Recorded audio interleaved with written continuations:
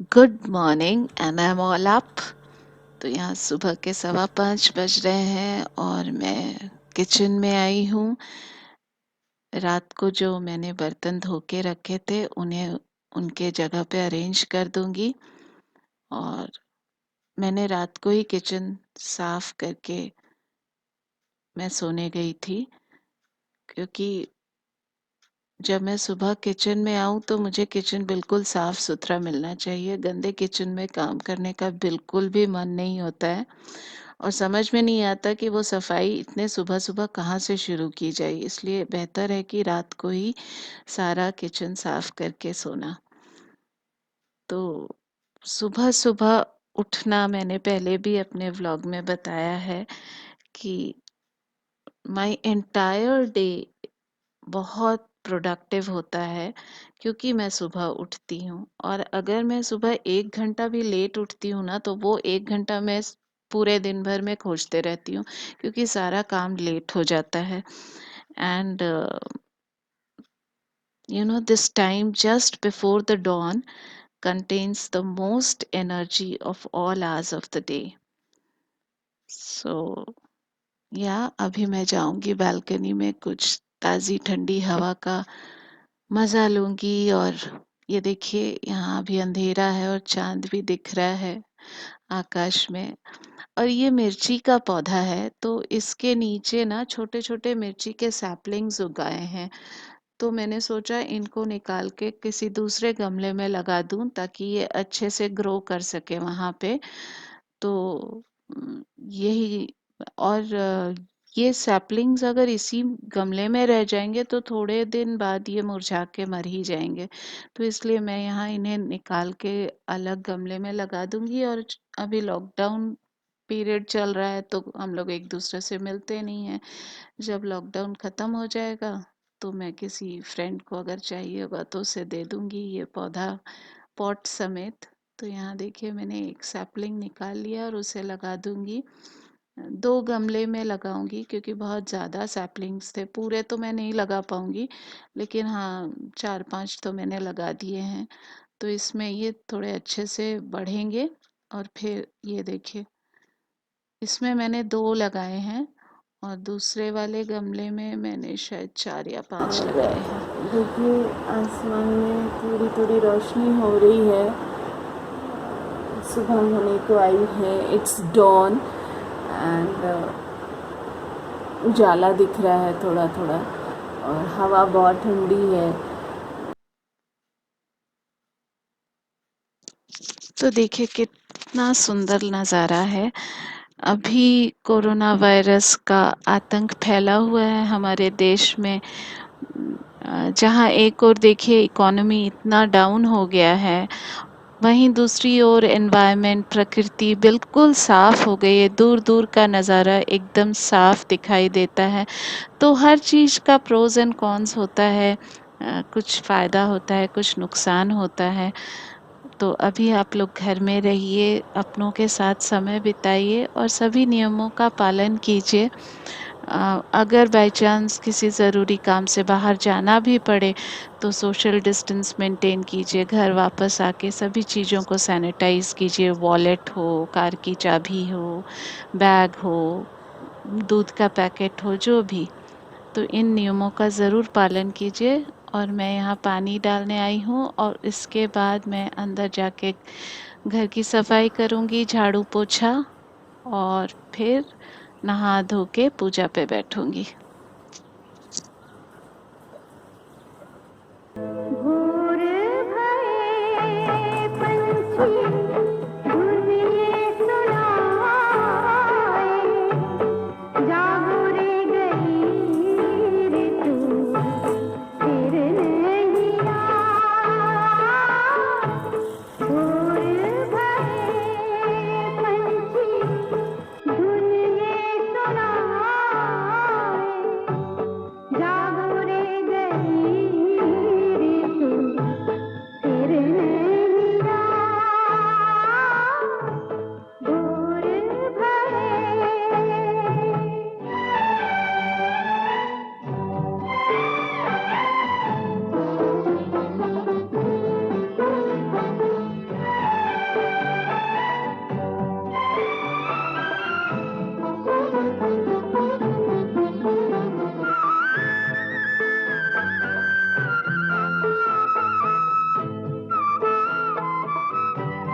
भोर भये पंछी धुन ये सुनाए, जागो रे गई ऋतु फिर नैया। भोर भये पंछी धुन ये सुनाए, जागो रे गई ऋतु फिर नैया। और यहाँ मेरी पूजा हो गई है और देखिए यहाँ आकर्ष सुबह-सुबह रियाज़ कर रहा है संगीत का। ऐसा गुरुजन कहते हैं कि सुबह का रियाज़ बहुत ज़रूरी होता है और बहुत ही फ़ायदेमंद होता है। तो और ख़ासकर सुबह-सुबह अगर आप नीचे के सुरों को लगाएँगे, खरज का रियाज़ करेंगे तो वो बहुत ही एनहांस करता है आपके गायकी को। तो यहाँ पे आकर्ष खरज का रियाज़ कर रहा है, नीचे के सुरों को पकड़ के रखा है।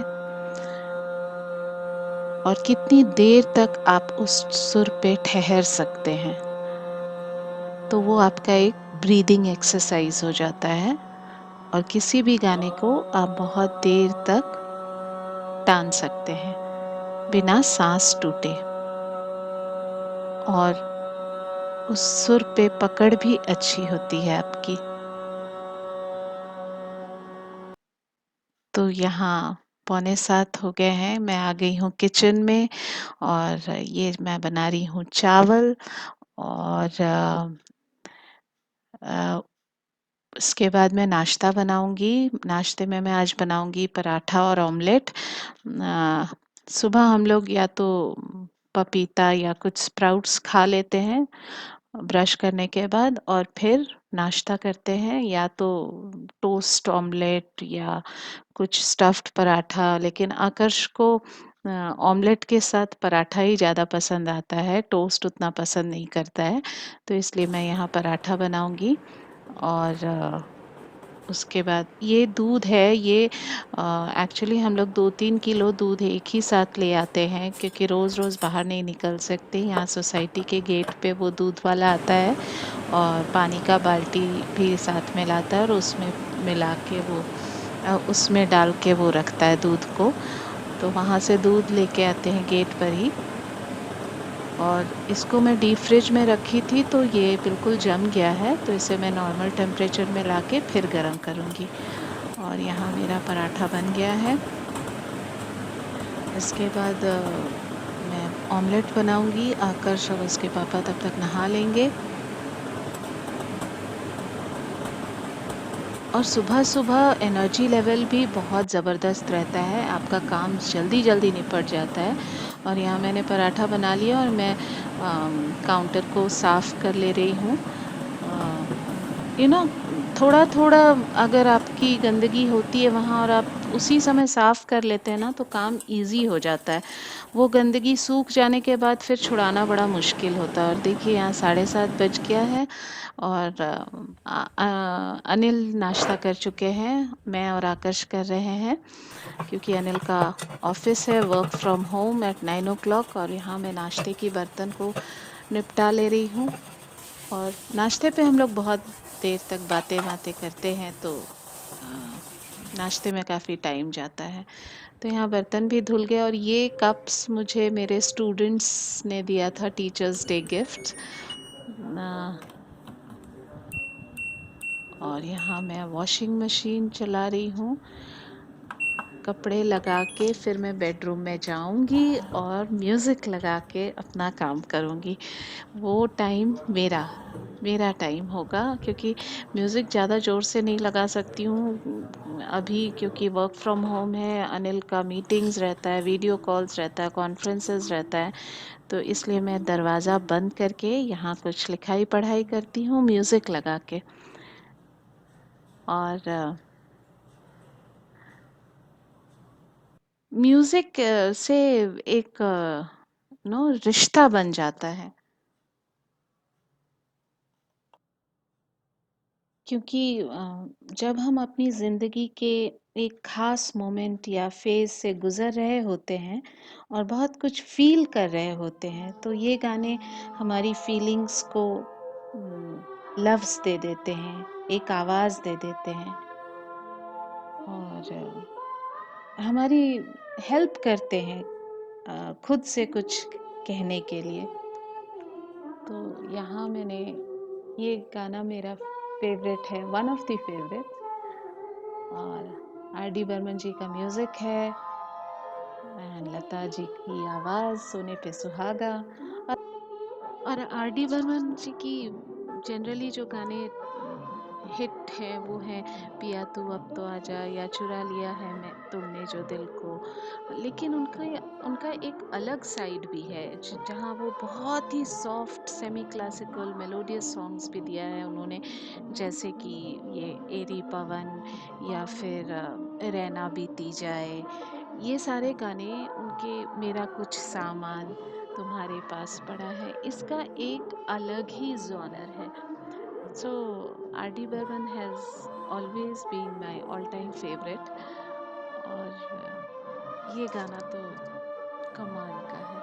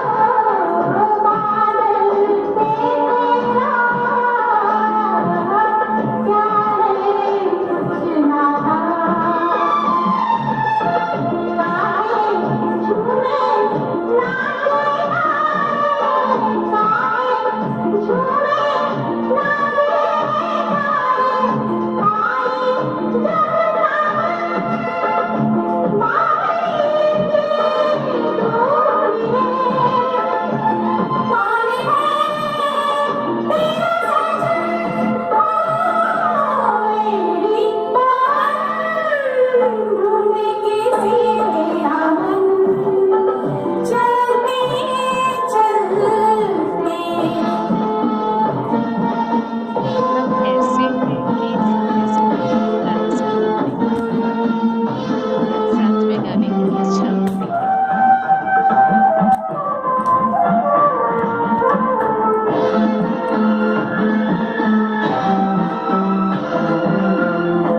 एक अकेली तू मेरी सहेली तू हो, एक अकेली तू मेरी सहेली तू,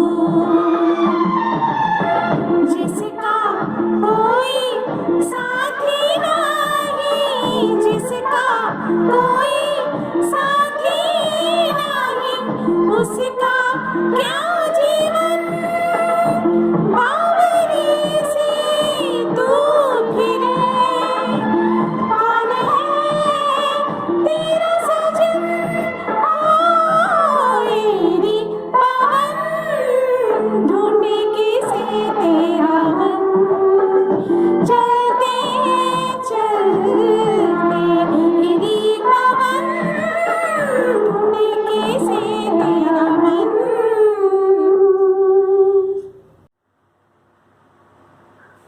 और एक गाना है फिल्म परख का, 1960 में आई थी ये फिल्म और इसमें सलील चौधरी जी का म्यूज़िक है और गीत लिखा है शैलेंद्र ने और ये भी मुझे बहुत पसंद है। और यहाँ मैं आ गई हूँ वॉशिंग मशीन से कपड़ा निकाल के सुखाने के लिए क्योंकि कपड़े सारे धुल गए हैं और फिर जाके मैं आपको वो गाना सुनाऊंगी जो सलील चौधरी ने संगीतबद्ध किया है। और सलील चौधरी जी का भी म्यूज़िक बहुत ही सिंपल म्यूज़िक होता था, उसमें ज़्यादा गायकी नहीं होती थी, लेकिन वो कोई भी आम इंसान आराम से गा सकता था। ओ मैंने तेरे लिए ही 7 रंग के सपने चुने या फिर दिल तड़प तड़प के कह रहा है आ भी जा, ये सब जो गाने हैं वो सलील चौधरी जी के निर्देशक में बने हैं और बहुत ही मेलोडियस होते थे उनके गाने।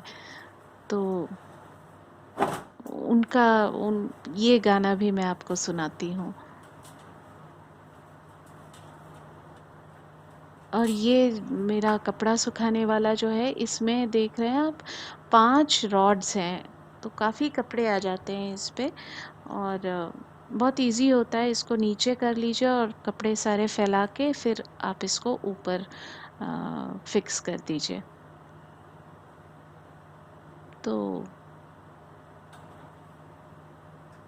स्पेस अगर कम है तो ये बहुत ही यूज़फुल होता है and very easy to handle it also.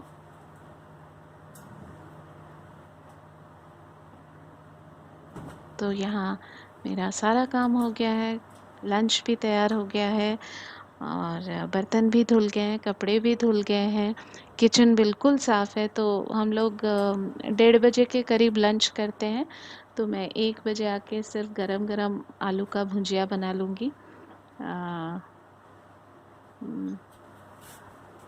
तो अभी 10 बज रहे हैं, तो मेरे पास काफ़ी टाइम है अपने लिए, मैं बहुत कुछ कर सकती हूँ इस टाइम में। तो यही एक बहुत बड़ा फ़ायदा होता है सुबह जल्दी उठ जाने से। और अगर मुझे थोड़ी सी झपकी आई तो मैं एक झपकी भी ले लूँगी 30 to 45 मिनट्स का। तो चलिए मैं आपको वो गीत सुनाती हूँ। सजना बरखा बहार आई, रस की फुहार आई, आँखियों में प्यार आई। ओ सजना बरखा बहार आई, रस की फुहार आई, आँखियों में प्यार आई। ओ सजना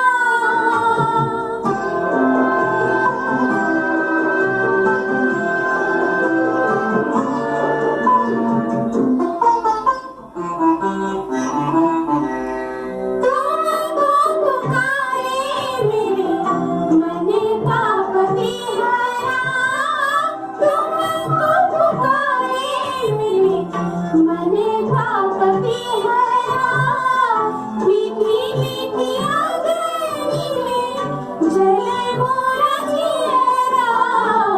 ओ सजना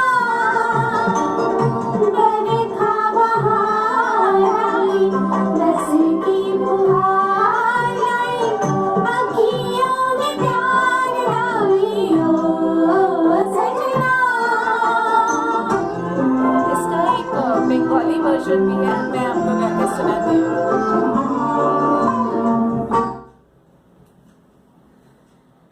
না যেও না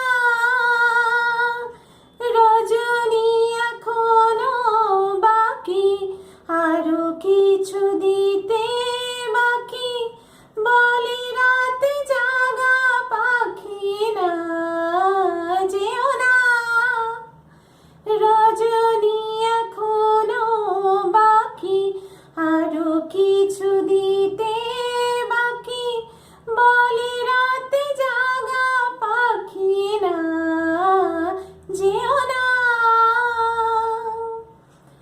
আমি যে তোমারই শুধু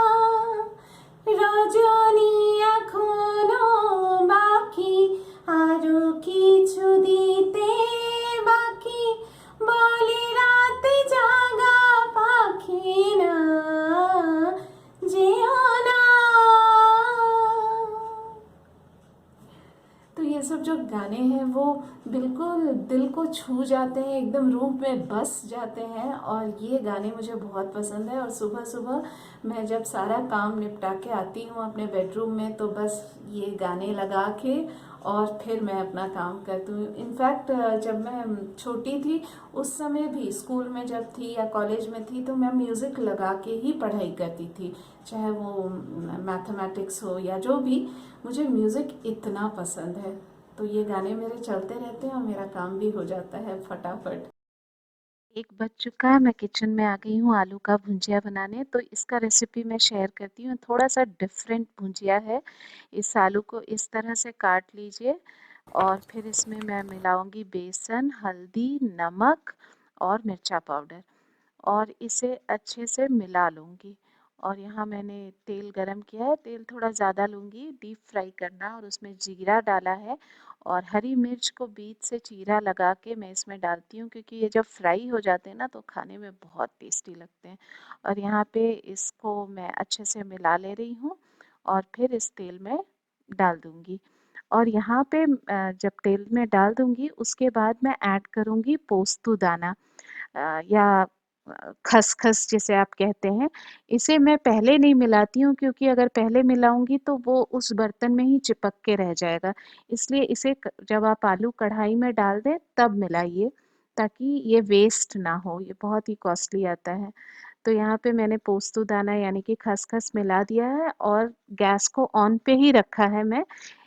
ये भुंजिया थ्रू आउट ऑन पे ही बनता है, तेज फ्लेम पे बनता है, और इसको ढक के आ, आलू को गला लीजिए, पका लीजिए अच्छे तरह से। और जब आलू गल जाए तो फिर इस तरह से ढक्कन हटा लीजिए और इसको तेज फ्लेम पे गोल्डन ब्राउन तक फ्राई कीजिए अच्छा सा। वो बहुत ही क्रिस्पी हो जाता है और खाने में बहुत टेस्टी लगता है गरम गरम चावल के साथ। तो आज का ये सारा सेशन मेरा म्यूजिकल ही था और मुझे म्यूजिक बहुत पसंद है, और आपने देखा कि मेरा सुबह से कैसे काम चलता है, और बिल्कुल मेरे लिए काफ़ी टाइम मैं अपने लिए निकाल लेती हूँ। तो यहाँ पे मैंने बनाया है आज कढ़ी चावल भुंजिया, ये आलू का। और कढ़ी मैंने सुबह ही बनाया था, लेकिन चूंकि ये व्लॉग बहुत लंबा हो जा रहा था इसलिए रेसिपी मैं नेक्स्ट व्लॉग में शेयर करूँगी। तो ये देखिए यहाँ मेरा ये क्रिस्पी, बहुत ही क्रिस्पी बनता है ये भुंजिया और बहुत झटपट बनता है। और देखिए वो जो पोस्तु दाना है वो दिख रहा है हल्का हल्का। और आप इसे बनाइए, बहुत ही टेस्टी लगेगा। आप इसे ज़रूर ट्राई कीजिएगा, और अगर आपको मेरा ये वीडियो पसंद आया तो इसे लाइक और शेयर ज़रूर कीजिएगा, और मेरे मेरे चैनल को सब्सक्राइब करना ना भूलें।